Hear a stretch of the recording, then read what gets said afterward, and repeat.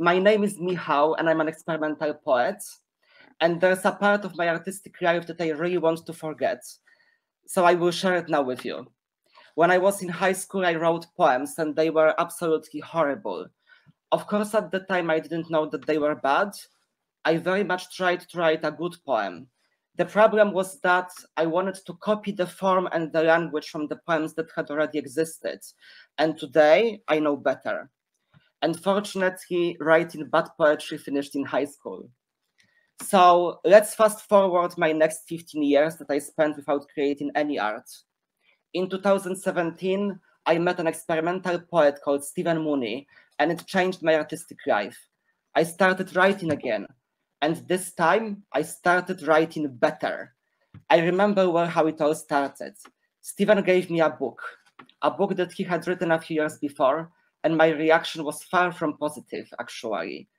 At the beginning, I didn't understand it, and that's because I tried to read it using tools for traditional poetry, but there was no rhythm, there was no rhyme, there was no known form. It wasn't prose either. There were no sentences. It was poetry, which was numbers and short groups of words divided by slashes, words that were made of found text from fighting fantasy game books. And it took me time to understand it, and it took me time to accept it as poetry. But my writing really started because of one late night conversation with Stephen. He proved that innovative poetry can take any form. There's visual poetry, there's video poetry, there's textual poetry, there's sound poetry. So I thought that if I make art, it could probably classify as poetry. So I might as well become a poet. Stephen mentioned both freedom and responsibility. The freedom to create however you want, and the responsibility for the idea and execution. And I wanted that freedom, and I was able to settle for that responsibility as well. I already knew his book, an example of innovative poetic text. It inspired me so much, I wrote a book in response to his text. You can see here a page from my book. So the text on the left belongs to Stephen Mooney's The Cursory Epic, while the one on the right is my answer to it. So what is it to become an experimental poet? I believe that becoming an experimental poet isn't only about writing. It's about reading, it's about living and breathing poetry. It's about getting inspired by your fellow poets. It's about evolution as well. Many people have changed how I approached poetry. So there was Asher Papachristodoulou, there was Stephen Emerson, Tim Atkins, Konstantinos Papaharalampos, to name just a few. They are all amazing poets, so I would suggest you screenshot that slide and research them because they are simply fantastic. So you heard me saying experimental or innovative poetry over and over and over again. So what makes poetry experimental or innovative? Just a side note, I actually use these terms interchangeably. Unlike traditional poetry, experimental poetry concentrates on the future. It doesn't feel constrained by traditional or canonical forms inherited from the past. It can challenge traditional poetry too. Not all contemporary poetry is innovative. Even contemporary poetry can be traditional. In art, experimental means new and radically innovative. So think poetry co-written by machines. Think poetry created from snippets from other texts. Think poetry game books. So why experimentation? Why am I so hyper for experimentation? From my perspective, experimentation is the language of the poetry of the future, and there's a few reasons for that. Firstly, experimentation is all about creativity, about asking, why not? And we humans crave creativity. So why not write a poem composed just of found text, such as a Xanax leaflet? Why not make a poem of meaningless scribbles and just do it in blood? Why not write a poem that would have to be co-created by the reader, like this beauty from Asher Papachristodoulou? So this poem demands the reader's participation. It says, draw a line from each item on the left to its matching item on the right in the column below. the reader creates a poem themselves by linking the words from the two columns. It has been proved in several studies that there's a link between creativity and happiness. So I would encourage you to be creative and free when you write, and don't settle for less. If you like rhyming, take it to the extreme. If you like sonnets, think about how you can make this form more innovative. In fact, people have been writing innovative sonnets for far longer than you think. So maybe you can create a sonnet, but make it visual, like this one. This is a sonnet that I wrote. It's in black and white, and it's based on Paul Klee's paintings. The sonnet, the construction of the sonnet, is based on a Petrarchan sonnet. It follows the Petrarchan sonnet structure of lines. So it's 14 lines arranged 4, 4, 3, 3. And it also follows the rhyming structure, ABBA, ABBA, CDE, CDE. I've given it a visual rhyme, so each letter is actually a different painting. So in the first stanza, you would have the rhyming structure ABBA. So first painting, second painting, second painting, first painting again. So what else? Writing experimental poetry is actually less intimidating than writing traditional poetry, which is very cool. When I started writing, I was quite fearful of the white page. So I decided to write poetry based on found text. If you want to write poetry at home, experimental poetry, probably the easiest type to start with is an erasure poem. This is my erasure poem about suffering from depression. That's the one. And in brief, you start with a page of text, any text, and you remove content. For instance, with a black Sharpie pen. What's left? It's an erasure poem. When experimenting with writing poetry, I'd recommend starting with found text if you don't know where to start. And then you can gradually fill poems with your own words, which is what I did. I also believe that experimentation opens up new possibilities for art, for thinking, and for life. Experimenting with poetry definitely made me feel more creative and alive. It's worth mentioning as well that there's a vibrant online innovative poetry community, so it's easy to find peers that will inspire you.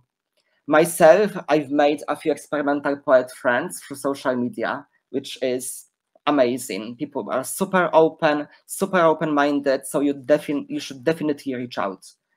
So, moreover, experimentation frees the performer and the reader from outmoded constraints. You don't need to know the difference between iambic and trochaic meter in order to write innovative poetry. Like, sure, it's great to know constraints of traditional poetry, but it's not necessary. As a reader, you don't need to know those either. In that sense, innovative poetry is more democratic, as you don't always need as much preparation in order to understand and appreciate it. Finally, innovative poetry gives more confidence to the poet. If you can write in any way you want, you don't need to feel stressed about not being able to follow traditional forms. At the beginning, I felt really anxious because I wasn't able to write rhyming poetry, but now I feel like the type of innovative poetry I do is valid. So, what will poetry look like in the 21st century? I believe that it will be a sizzling pot of many forms of poetry, traditional and innovative. But I also see innovative poetry taking a well-deserved first place for the reasons I've mentioned. But what will it look like? What will experimental poetry look like? Did you know that currently the most popular social media content is visual, not textual, which is one important indication that we favor what's visual. We also have a shorter attention span. For these reasons, I believe that the poetry of the future will be visual. Visual poetry is a form of art at the intersection of poetry and visual art. What's really cool about visual poetry is that it can, but it doesn't have to use words. Using signs or numbers is just as fine. Let's look at an example now. So in this case, the poem uses binary code.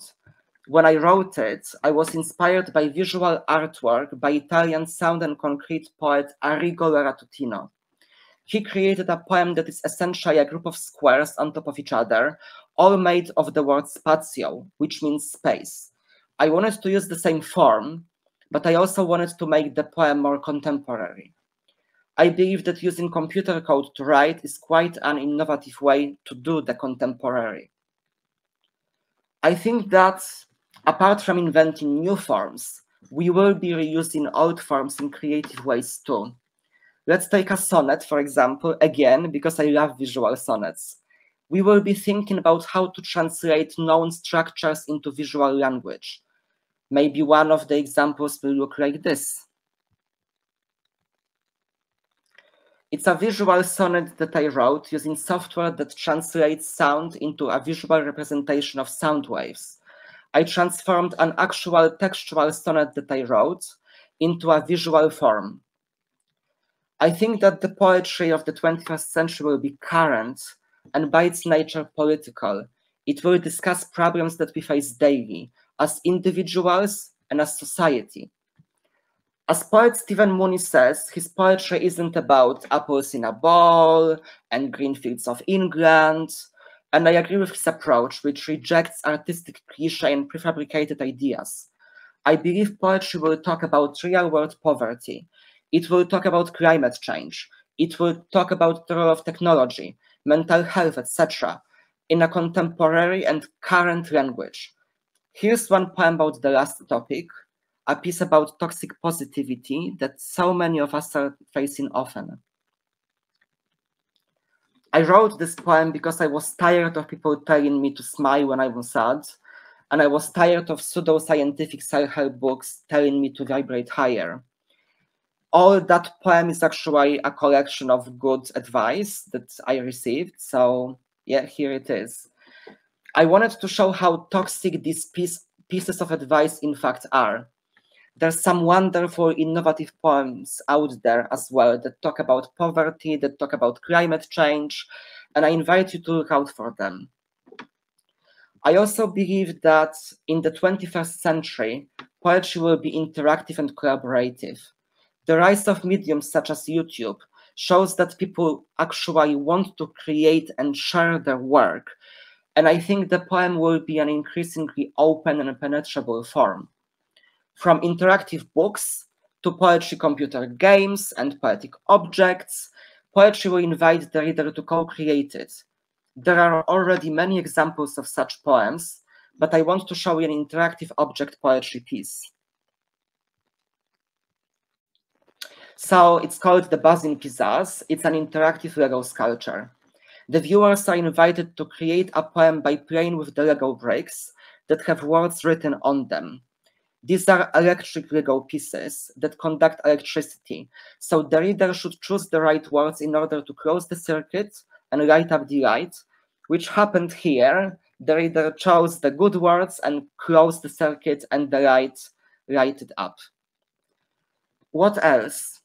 We are surrounded by technology and linked to it in an almost symbiotic way, in a way that never actually occurred in history.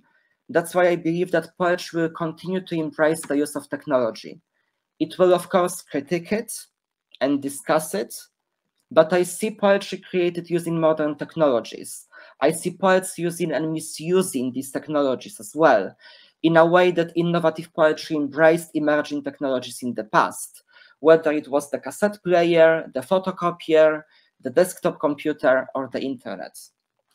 So I guess what I want you to take from my talk is that poetry is and will be more than just sonnets about seasons of the year or looking back at outdated ways of being human. I invite you to check out innovative poets and try to write experimentally yourself. Maybe you will rediscover your creativity or discover a hidden talent, just like I did. Write your own future. Thank you.